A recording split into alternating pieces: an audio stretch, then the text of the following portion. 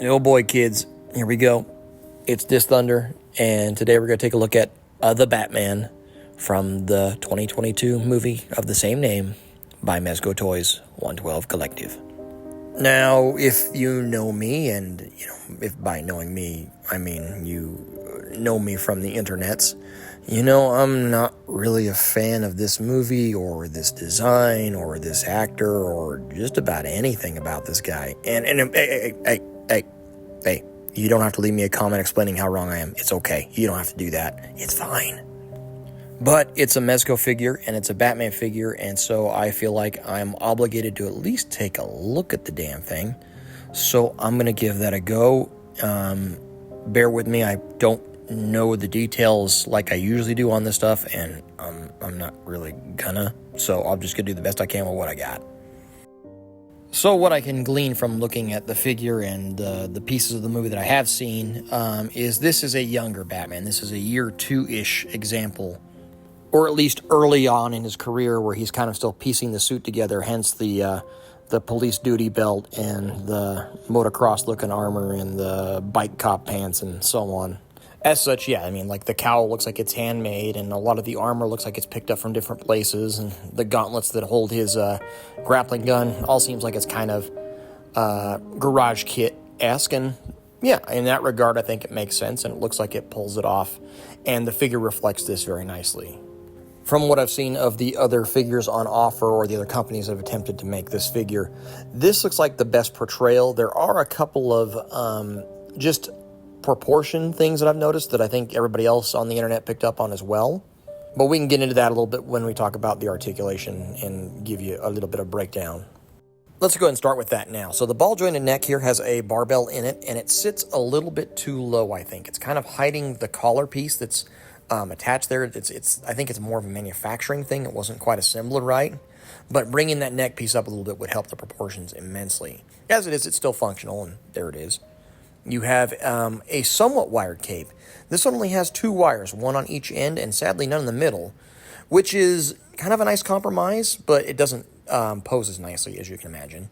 Ball jointed shoulder. The armor piece is attached to the upper arm band, and double elbow, although, of course, that big chunky gauntlet's not going to let you get a lot. They run into each other, especially with that upper arm armor piece. Ball jointed wrist, as you'd expect. Ball jointed hips and double jointed waist, torso articulation. It is hindered because, there's a lot of padded armor there, so you are not going to get a lot of forward and back out of it.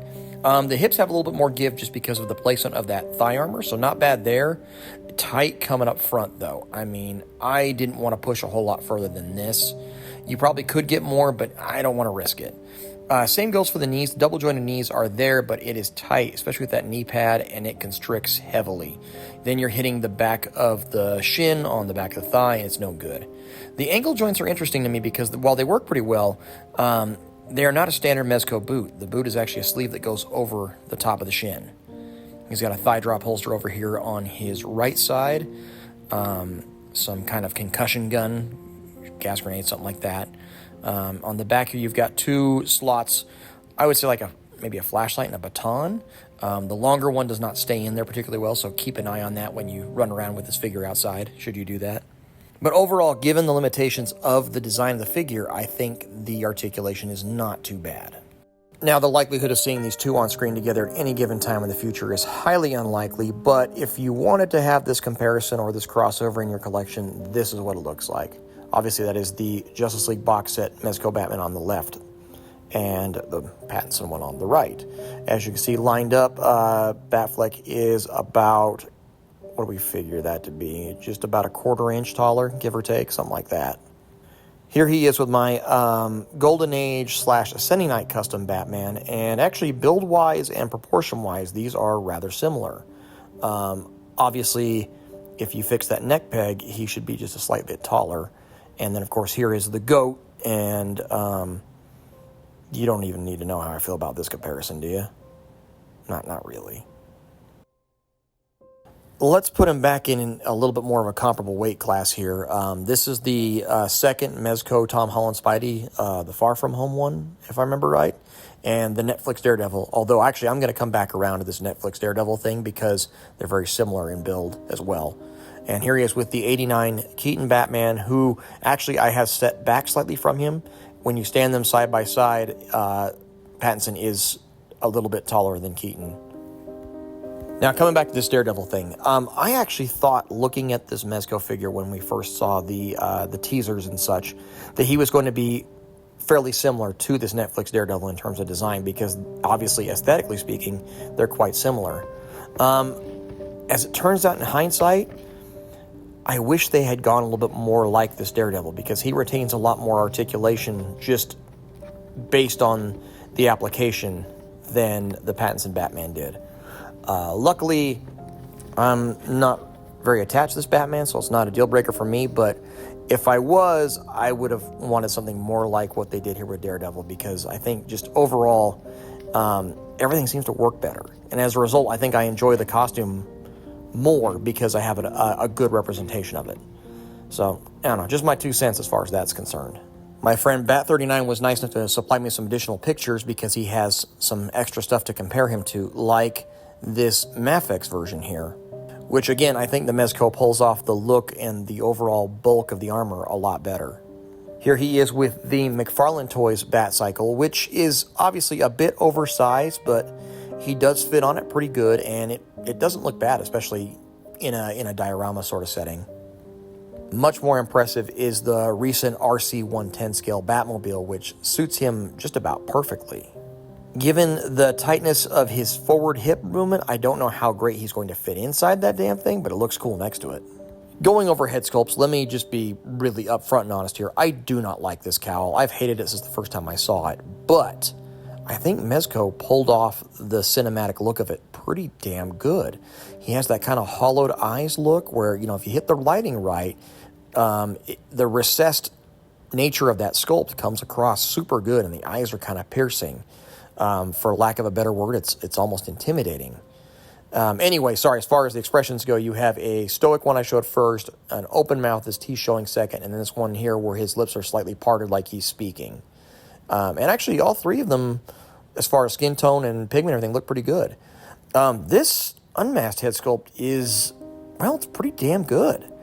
I'm not super familiar with Pattinson and anything he's in. Sorry, he's just not my cup of tea, but I think they pulled off the likeness pretty well, especially from the movie stills that I looked at.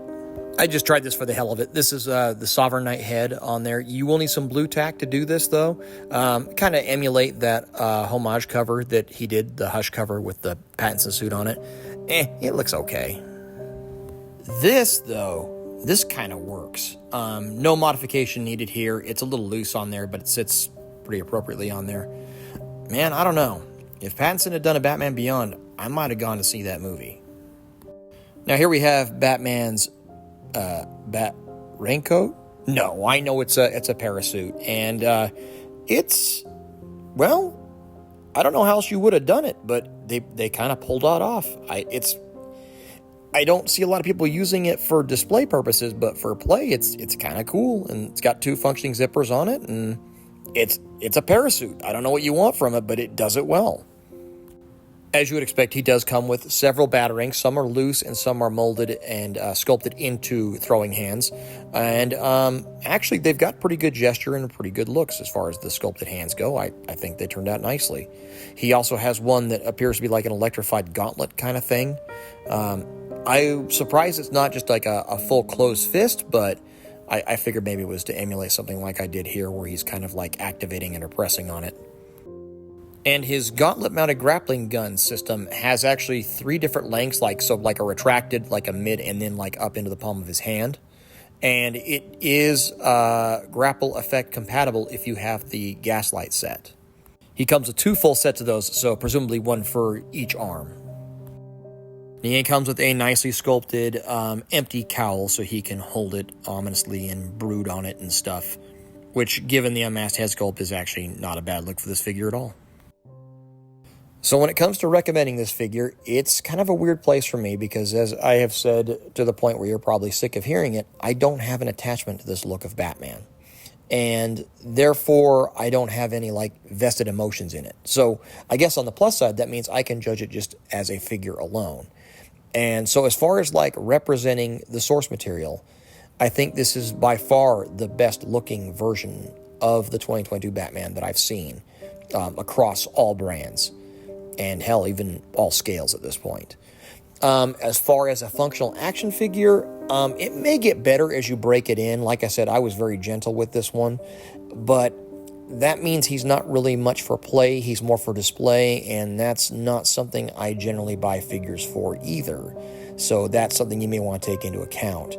Like I said, I think as you kind of break in the joints and work the fabric, it should get a little bit better, but I would definitely take your time with this one because, again, that design just does not lend itself to a lot of range, especially in the particular type of fabric that was used.